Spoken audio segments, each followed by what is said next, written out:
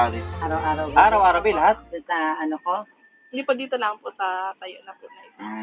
Dito na Joy. Minsan 3, 4. Naubos naman po lahat ng ano. Oh. Ay, ilang kilo pong french fries ang nabili niyo? Dito, konti lang dito ba yan? Oo, dalawang. Dalawa lang. 4 kilos. Oo, 4 kilos. Naubos din na naman. Oh. Oo.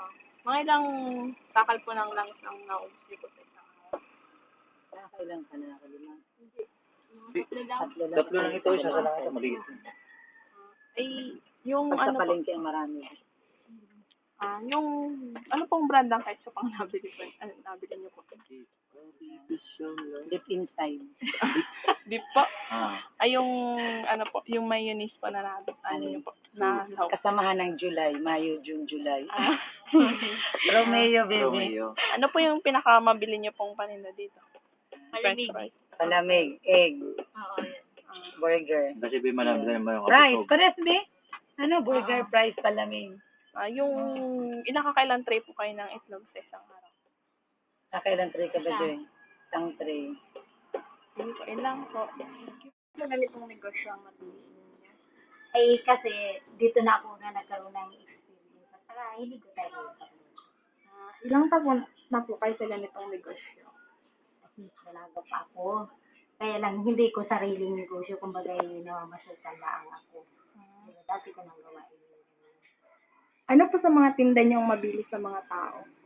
Ay, nako. Dito, pagkaraniwan na yung mas mabili talaga sa kanila. Pansit, gulay, isda. Ilang kilong bigas po ang naubos ninyo sa isang araw? Hindi pare-pareho. Minsan ay 3 kilo lang. Minsan ay hanggang 5 lang.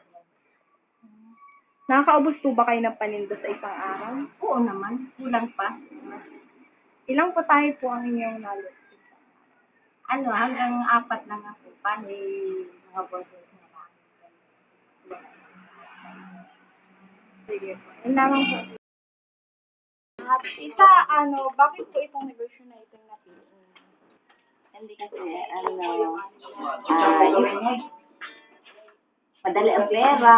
Saka, nandito lang kami sa bahay. Kita ka kahit nandito ka lang. Hindi kailangan mong kumuha ng maraming taon.